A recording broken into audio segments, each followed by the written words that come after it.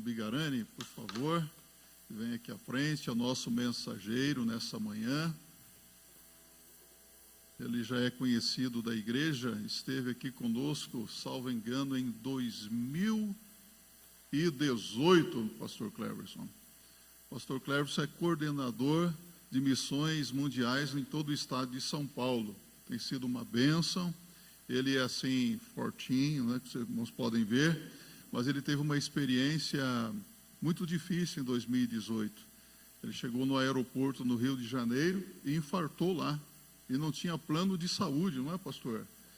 E foi atendido, submetido aos procedimentos, e Deus preservou a vida deles. Para os irmãos verem como que Deus cuida. Se está dentro do aeroporto, tem que ser cuidado, né? E Deus cuidou desse servo dele. Louvamos a Deus pela vida dele, Daniela, e a sua filhinha Sâmia, não é? Então, pastor, a palavra é sua, use para a glória do nome do Senhor. Só registrar uma coisa, o irmão Juvenal, que é o nosso ministro de missões, está nos acompanhando através da internet, e ele tem muita alegria na sua vida, parece ser muito amigo do Júnior, o filho dele, não é? Ele falou, pastor, eu vou dizer uma coisa para os irmãos, o Juvenal eu até entendo, ele começou a conversar comigo e falou, pastor, desculpa, eu estou chorando aqui, ele chorava copiosamente do outro lado, e eu comecei a chorar também, eu falei, seja forte, não demonstre para ele que você está chorando não. Mas nós choramos no telefone, saudades de estar junto, da comunhão, como que é importante, não é? E a paixão do irmão Juvenal pelas almas perdidas. Então, louvo a Deus pela sua vida, irmão Juvenal, que Deus continue usando você para a glória do seu santo nome. A palavra é sua, pastor Cleverson. Aqui, pastor. Graça e paz, meus irmãos. Eu quero, só um minutinho, pastor, com toda a minha experiência, e eu quero passar aqui às suas mãos.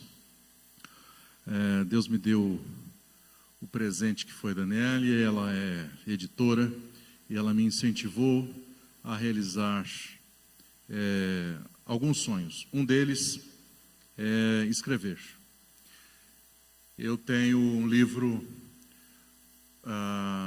contando as minhas experiências missionárias, as experiências nas igrejas, as experiências das viagens missionárias, mas ele esperou para poder esse aqui ganhar o primeiro lugar, vamos dizer assim, porque conta aqui a história do que Deus me fez aprender com aquele episódio de morte súbita abortada. Então, o livro Viver para Valer, eu trouxe alguns. Esse aqui é seu, um presente, está como dedicatória já, tá bom? E para a igreja, eu não vou fazer o valor do site, se alguém tiver interesse, para presentear pessoas que passaram por alguma situação semelhante, ou por alguma enfermidade que tenha, de repente, muito obrigado, que tenha, de repente, ficado sem saber o que fazer, perdendo, inclusive, talvez, a alegria por alguma limitação. Viver para Valer é o título do livro. Ele trata justamente mais do que uma vida de academia, que vale a pena, é legal, é bacana, com certeza, mas o propósito de viver vai além disso. O propósito de viver, o propósito de nós investirmos o nosso tempo nas coisas mais simples, e o Senhor me deu oportunidade de compartilhar um pouquinho. Tem sido abençoado com o retorno de médicos, pessoas da área da saúde, na área de capelania, com esse material. Que possa ser bênção também na sua vida, pastor. Obrigado pela oportunidade de mais uma vez estar aqui.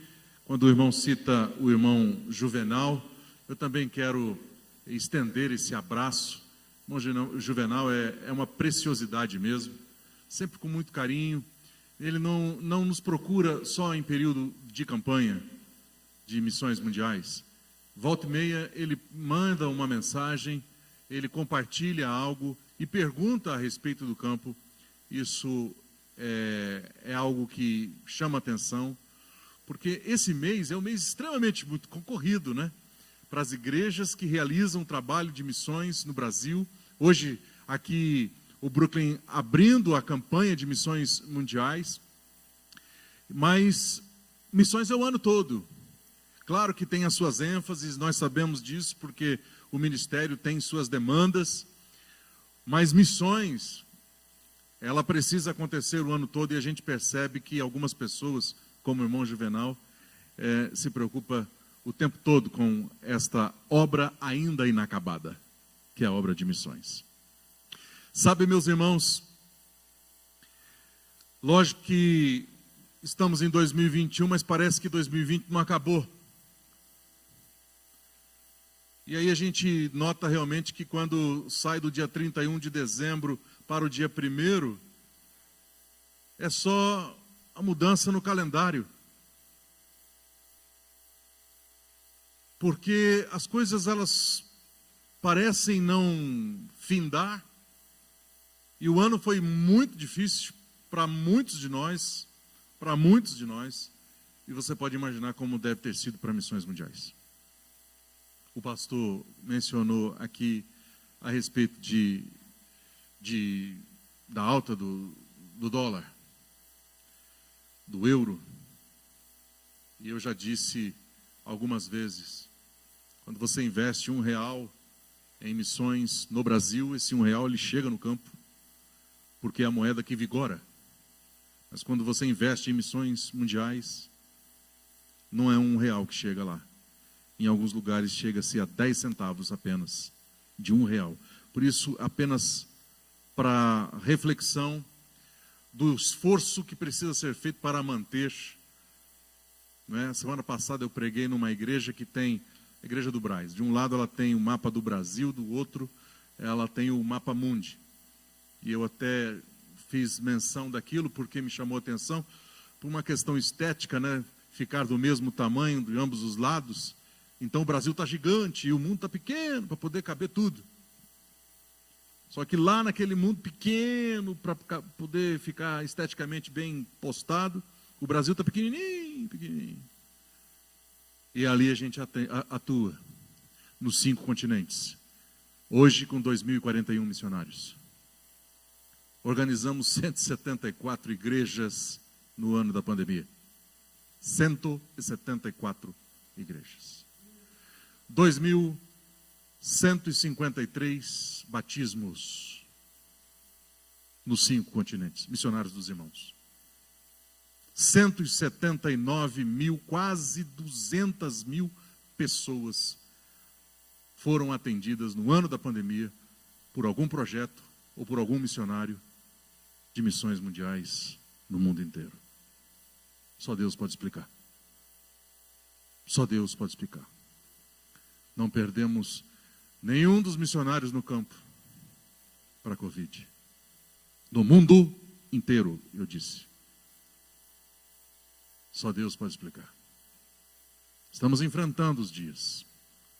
E é sobre isso que eu quero tratar um pouquinho nessa manhã com vocês. Eu quero falar um pouquinho sobre essa situação com vocês. O tema da campanha, o pastor já mencionou, viva o poder de transformar. 2 Timóteo capítulo 1, versículo 7, cantamos maravilhosamente bem. Rafael, parabéns. Então vocês vão ouvir bastante esse assunto esse mês todo. Mas não distante disso, eu quero tratar desse assunto, porque nós somos motivados, nós somos capacitados, nós somos encorajados a andar para frente, a caminhar numa direção que agrada ao coração do Eterno, daquele que nos alcançou com sua graça e misericórdia. Encare a missão. Quando a gente pensa em fugir, essa palavra muitas vezes ela tem uma conotação depreciativo é o termo para nós. É até pejorativo. Ah, fugiu, tal, fugiu. Mas fugir não é de todo ruim. A própria Bíblia, em alguns casos, ela nos manda fugir. Ela nos manda fugir da idolatria, ela nos manda fugir das paixões da juventude, ela nos manda fugir da aparência do mal. Então fugir não é necessariamente ruim. Em alguns casos, recomendados pela palavra de Deus, é porque é bom. Mas parece que fugimos do que deveríamos encarar. Isso acontece não comigo e com você. Acontece com todo mundo. Acontece com os protagonistas na Bíblia. Acontece com as pessoas que têm um destaque nas Escrituras Sagradas, que são lembradas com muito carinho por todos nós. Se isso acontece com aqueles que são protagonistas, você então imagina comigo e com você, ilustres desconhecidos. Quando Jesus foi levado, preso, ele tinha saído de um momento maravilhoso, não é? Eles ceiaram, ele tinha dado ali uma palavra, aquele momento gostoso, prazeroso. Depois eles foram para um lugar e Jesus falou: ó, fique aqui, eu vou orar um pouquinho, orem também vocês aí, mas orem. E aí quando chegam para levar Jesus, a Bíblia diz lá em Marcos, capítulo 14, versículo 50, o texto é muito claro quando diz o seguinte, que os discípulos o abandonaram, e ainda no mesmo versículo a Bíblia registra que todos fugiram. Não foram alguns, não ficou nenhum para contar. Todos fugiram, diz o texto, completa o versículo 50. Porém, quando a gente pensa em fugir, quando a gente pensa em fuga, quando a gente imagina um fujão, o clássico das histórias da palavra de Deus, nas Escrituras Sagradas, logo vem em mente quem? Jonas, esse mesmo. Jonas é o profeta fujão. E no livro que carrega o nome dele, olha, o camarada é fujão, mas ganhou de presente um livro, né? E no livro, logo no início, no capítulo 1, na abertura deles, versículos de 1 a 3, vamos ver lá se você consegue ler. Eu não consigo ler lá na frente, que eu estou com os meus óculos, eu deixei em casa. Então, a palavra do Senhor veio a Jonas, filho de Amitai. Vai agora à grande cidade de Nínive e prega contra ela, porque a sua maldade subiu até mim. Jonas, porém, fugiu da presença do Senhor, diz as Escrituras, na direção de Tarsis, ou seja, na direção contrária, sul da Espanha. Descendo para Jope, achou um navio que ia para Tarsis. Pagou a passagem. Ele não foi, sabe aquele negócio assim, fui sorteado, puxa, eu queria ir para o evangelismo, ou fui sorteado, ganhei uma viagem, então não tem como ir, né? Não, ele pagou a passagem e embarcou naquele navio, a fim de ir para Tarsis, fugindo da presença do Senhor. O cara é bom. O cara estava decidido, determinado a ir para longe do Senhor. Quem escapará do Senhor? Mas essa foi a tentativa dele. Eu não vou aqui me ater em contar a história toda de Jonas, porque eu imagino que para o nosso público é bem conhecido. E aí tem o pastor também para poder cavocar mais fundo nessa história com vocês. Mas Deus tinha dado para ele uma tarefa. Vai para Nínive. E ele quis para o lado oposto. E foi. Interessante é que Deus traz ele para Nínive. E isso é o fechamento daquilo que eu quero falar com vocês nessa manhã. Porém, quando ele foge da missão que Deus deu, indo para outra direção, tem suas motivações. Por que ele foge? Ele foge porque discorda da missão. Ele discorda daquilo que Deus apresentou. Jonas não quer ver a misericórdia de Deus, ele sabe que Deus é bom, ele sabe que a bondade do Senhor é para sempre, ele sabe que a misericórdia do Senhor se renova a cada manhã. Ele não quer ver a misericórdia de Deus junto às pessoas que ele acha que não merecem. Os assírios eram opressores. Ele não gostava dos assírios, porque foram os assírios que levaram o povo de Israel para o cativeiro. Portanto, ele não achava que Deus tinha que ter ou se importar com aquele tipo de gente, soberba e má aos olhos dele. Então ele discorda de Deus, ele discorda daquilo que Deus tem como ordem. E em segundo, ele se sente desconfortável, por isso que ele foge. Ele se sente desconfortável porque ele não quer ver aquela gente, entre aspas, tendo parte com ele, com Jonas, com ele próprio, naquilo que Deus tem a dar, tem a oferecer. Então Jonas não quer fazer nenhum tipo de esforço para ver aquela gente salva. Ele não tem nenhum interesse que aquelas pessoas alcancem libertação. E mesmo não tendo saída, faz então o trabalho com uma má vontade quando Deus traz ele de volta, retorna o trajeto para ir a Nínive, então lá ele tem que pregar. Ele de repente arranca o seu pior sermão, a sua pior mensagem, e fala, então é isso aqui que vai acontecer. E para o azar dele, o povo todo se converte, a grande cidade, os animais louvam, é um negócio de doido. Ele fica para morrer com isso, entra numa deprê profunda. Ele não queria, em hipótese alguma, que o trabalho que ele havia realizado, ainda que um mau trabalho, tivesse algum efeito positivo.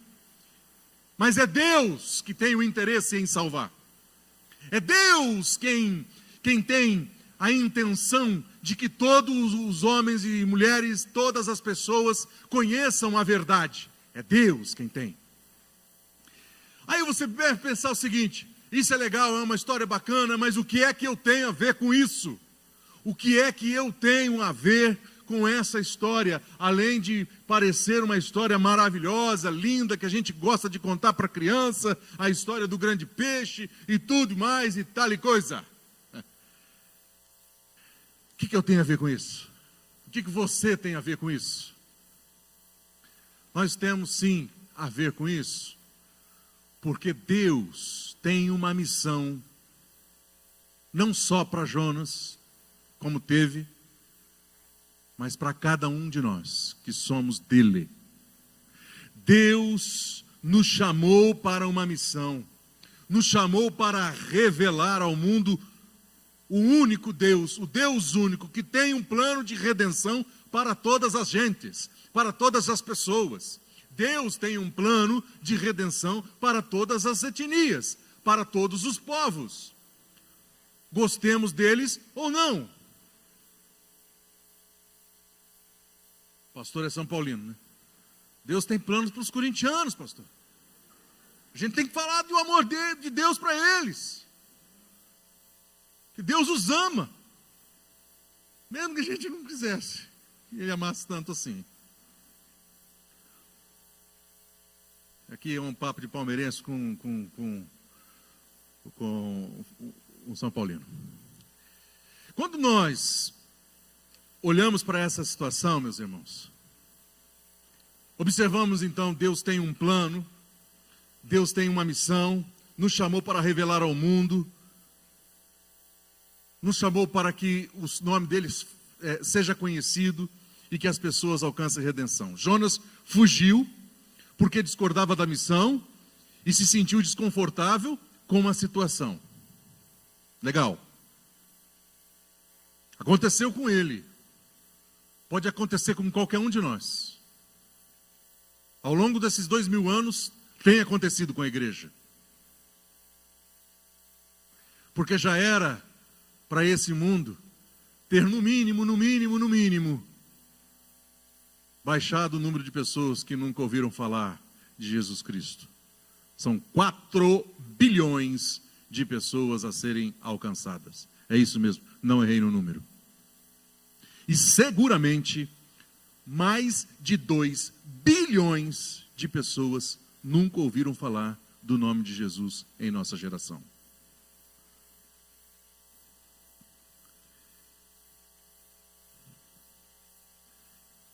Quando selecionamos quem é que deve receber a melhor atenção, quando nós imaginamos quem é que deve receber salvação, ou quem é que deve sentar comigo, andar comigo, comer e participar das mesmas coisas que eu estou agindo como um tipo de Jonas. Que às vezes eu não quero na minha igreja determinado tipo de gente. Eu não quero numa viagem missionária determinado tipo de pessoa. Eu não quero no meu carro qualquer um.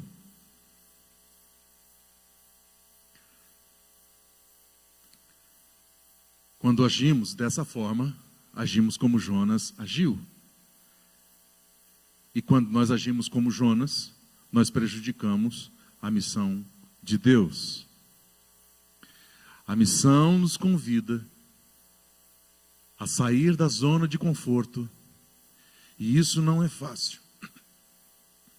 Principalmente quando as coisas, elas tendem a estar mais difíceis, a serem mais complicadas, mais escassas. Parece que é um tempo que a gente tem vivido. As coisas não estão de brincadeiras, não estão fáceis para muitos de nós. Parece que a gente vive cada vez mais aquela história de farinha pouca, meu pirão primeiro. Mas nós temos que pensar que Deus tem uma missão. E Ele não conta com os anjos. Ele conta com os santos. Com os palmeirenses, com os são paulinos, os corintianos também. Os fluminenses, com todos nós, que já fomos alcançados pela graça. O maior inimigo da obra missionária não são os assírios, não foram os assírios. O maior inimigo da obra missionária não é o sistema com suas ideologias esquisitas. O maior inimigo da obra missionária não são os muçulmanos, que muitas vezes nós não entendemos o porquê que reagem da forma como reagem, ou elaboram seus planos. O maior inimigo da obra missionária não é a alta do dólar, não é a moeda que determina o avanço ou o recuo da obra missionária no mundo, não é. Um ano complicado como nós, vocês viram, nós organizamos 174 igrejas, 2.153 batismos. Milhares e milhares de pessoas foram treinadas pelos nossos missionários nos 5 continentes do mundo. Não é a alta do dólar, não é a alta do euro, não é a moeda, não é a instabilidade dela que faz com que a obra do Senhor recue na terra, não é. É o meu coração desobediente da missão que nós recebemos. É o coração da igreja de Jesus Cristo. Esse é, sem dúvida nenhuma, o maior inimigo, nós mesmos. Porque é fácil quando nós lemos a respeito de Jonas, mas quando pensamos sobre os europeus arrogantes e céticos, talvez nos questionemos. O que é que eu tenho a ver com esse tipo de gente? Esses caras têm dinheiro, têm recurso, o que é que eu tenho a ver com esse povo aí? A não ser a descendência, eu por alemão e italiano, Kaufmann Bigarani. Mas o que é que eu tenho a ver com os outros povos? O que é que eu tenho a ver com os suecos? O que é que eu tenho a ver com os ingleses? O que eu tenho a ver com os franceses?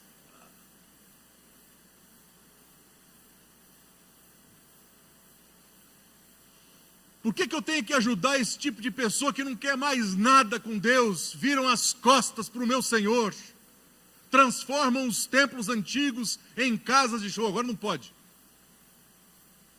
Mas vão pervertendo todas as coisas. Por que eu tenho que me ocupar disso, sendo que tem outras pessoas aqui pertinho, aqui do lado?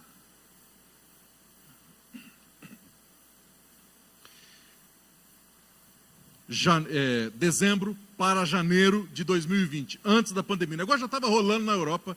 Eu e minha esposa estávamos lá, visitando alguns campos, e particularmente tenho um carinho muito especial, por motivos óbvios, do povo e da terra italiana.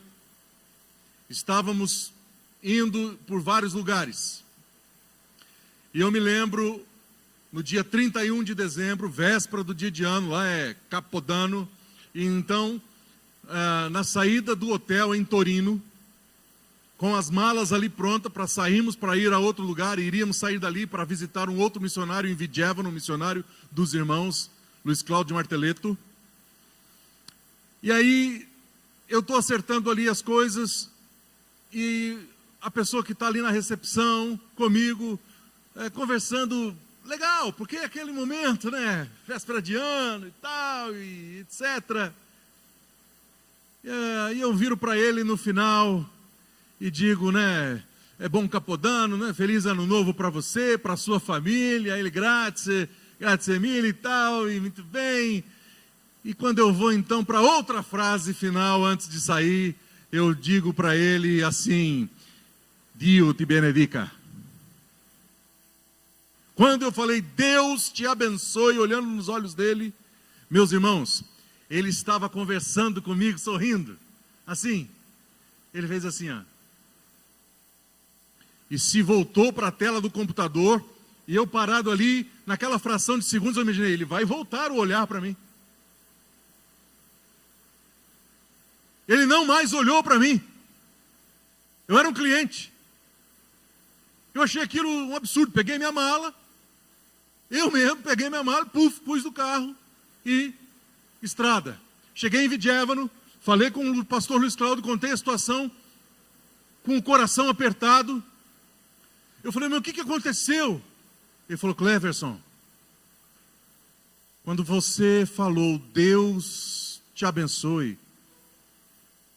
ele se sentiu agredido, afrontado. Eu falei, mas um simples Deus abençoe. Ele é exatamente isso.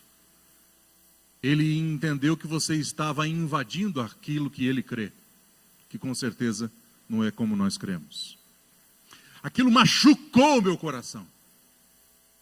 Norte da Itália, uma das cidades mais ricas dali.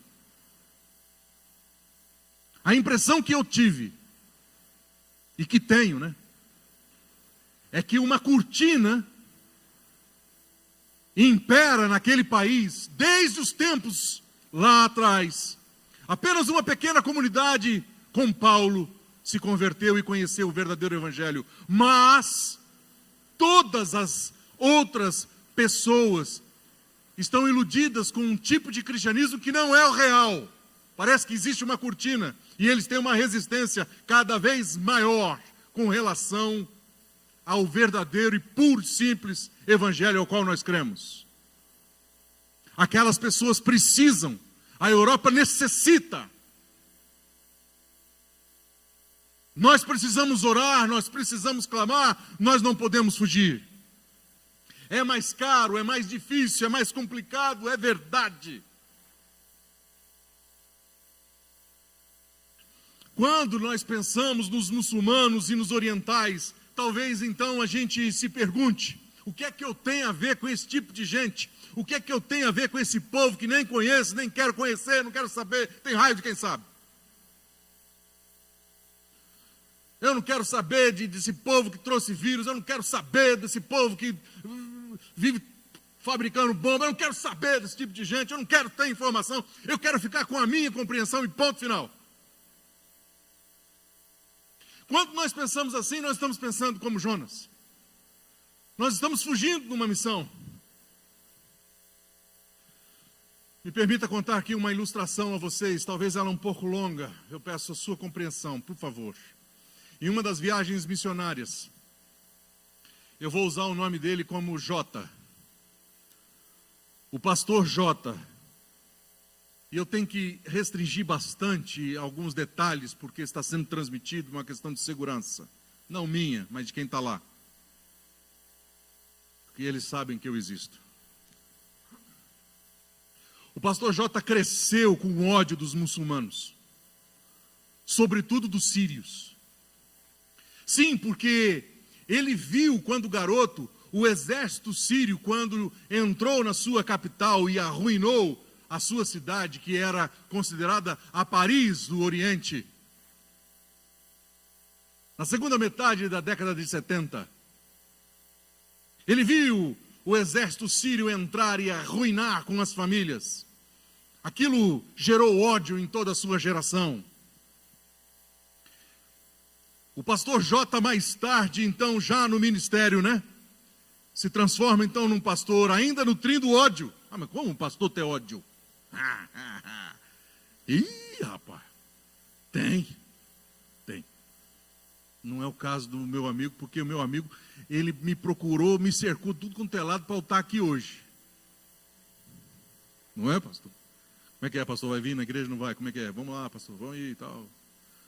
Não, tem culto na sexta, tem culto, a gente arruma um jeito, tem que ir lá, tá bom. Mas este pastor, nutrindo ódio contra os sírios, pela razão a qual eu já falei,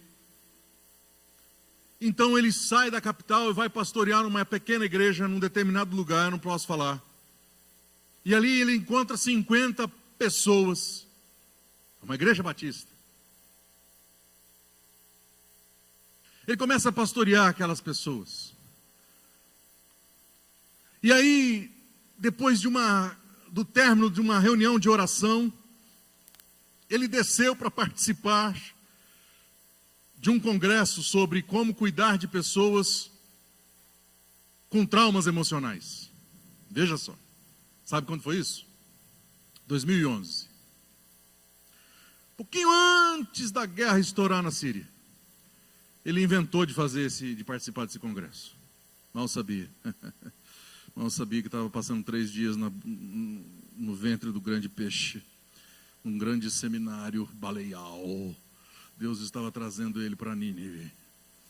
E ele então sai daquele curso.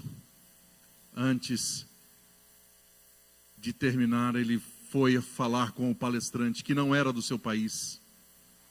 E ele contou, disse, olha, eu estou numa região que está cercado de refugiados. Eles já começaram a vir, porque a coisa começou a ficar feia. Eu estive na Síria em 2010, a coisa estava ruim, as nossas igrejas já estavam fechadas, lacradas. Tá?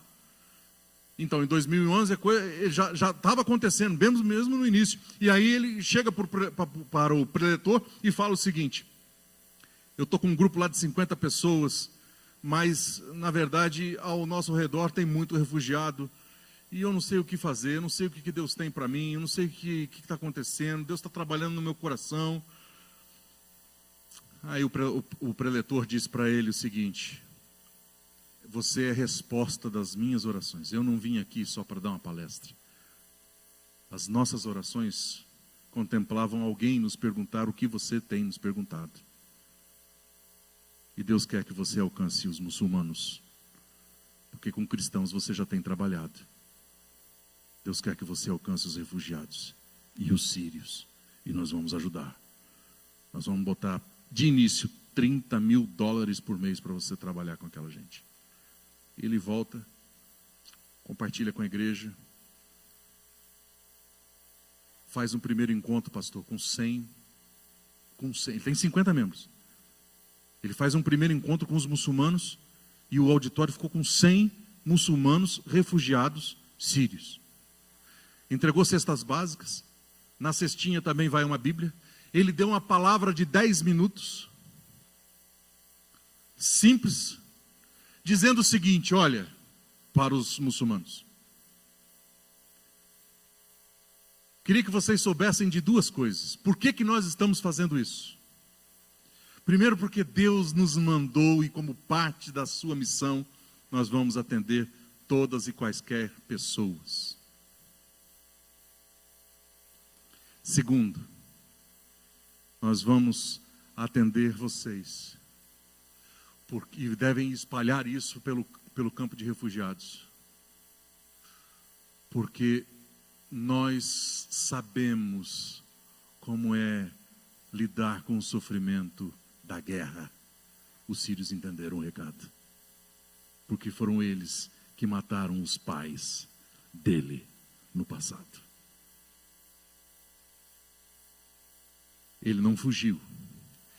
Pastor, em 2011, ele já começou a fazer 2 cultos, porque não cabia mais. A coisa começou a crescer e o pastor J testemunhou para nós que no ano que eu estive lá, já tinham passado e se convertido cerca de 3.000, ele sem exagero, 3.000 muçulmanos sírios com o trabalho que o projeto realiza naquele lugar. 3.000. Sem contar os que vão lá, recebem cestas básicas, recebem a Bíblia, mas ainda não se converteram. Ele está falando de convertidos. A grande parte dessas pessoas, depois que dão uma estabilizada, elas vão para a Europa, vão para os Estados Unidos, porque essas pessoas são treinadas ali na igreja e elas vão plantar igrejas entre os refugiados na Europa, nos Estados Unidos, no Canadá. Olha onde a coisa vai. Ele falou, pastor, contou para nós. O pastor J disse o seguinte, pastor, quase que todo dia tem milagre aqui na minha igreja. E ele falou assim, e eu sou um pastor batista. Eu quase que não entendi isso, mas tudo bem.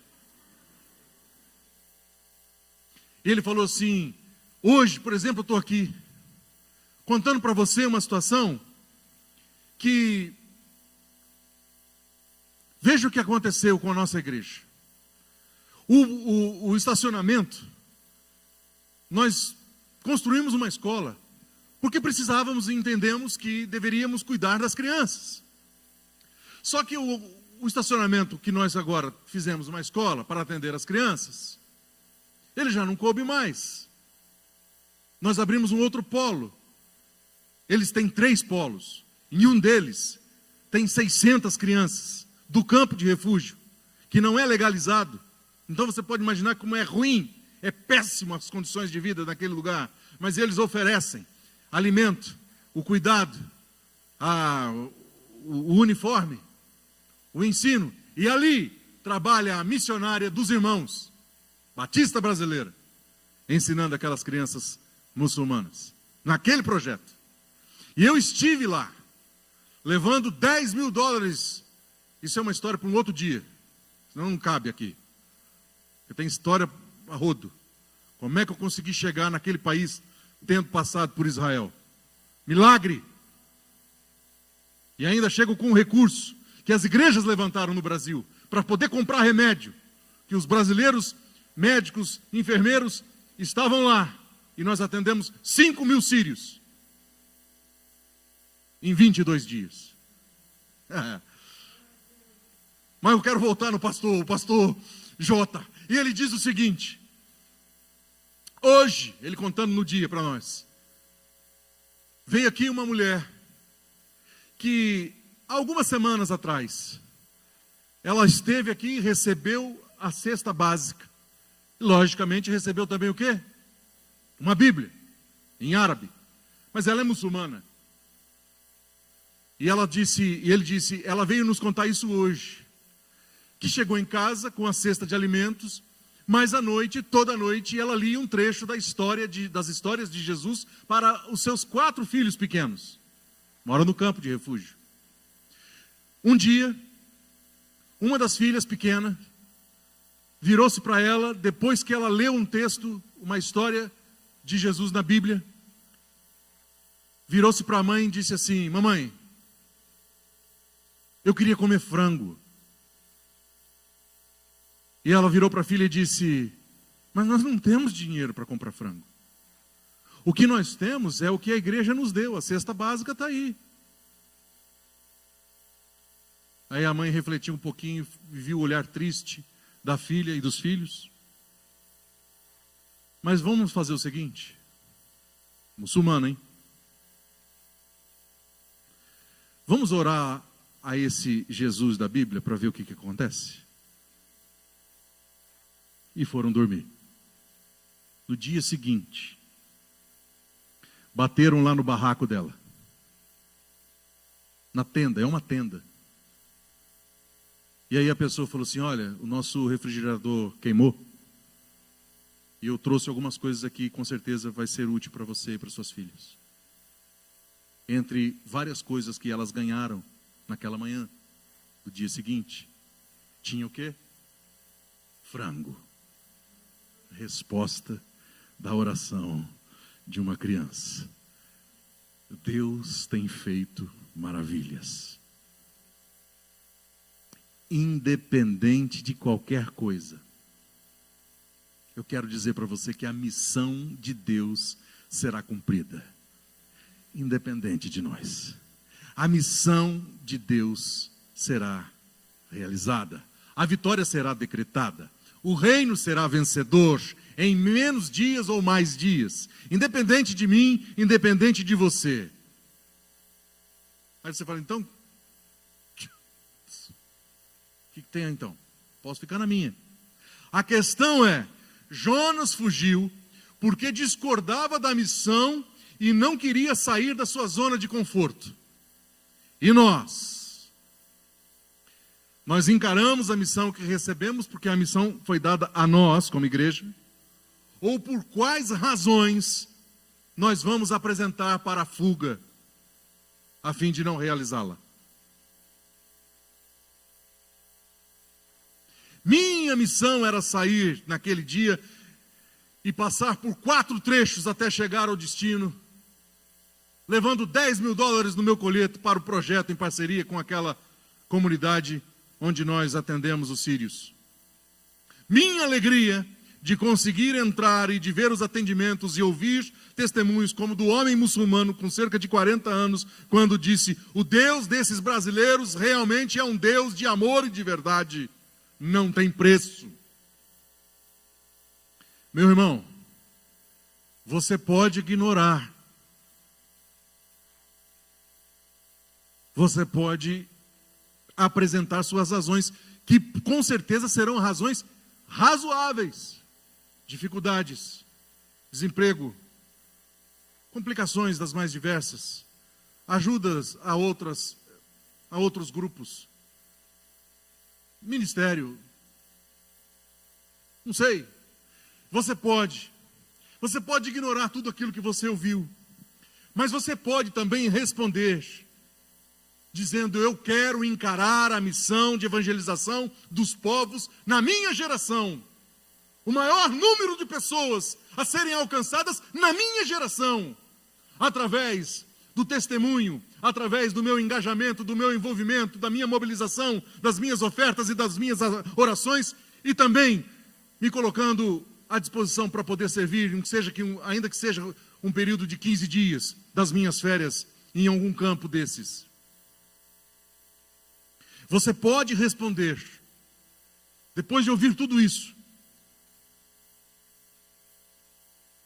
Senhor, em hipótese alguma, me deixe fora de tudo aquilo que o Senhor está fazendo no mundo.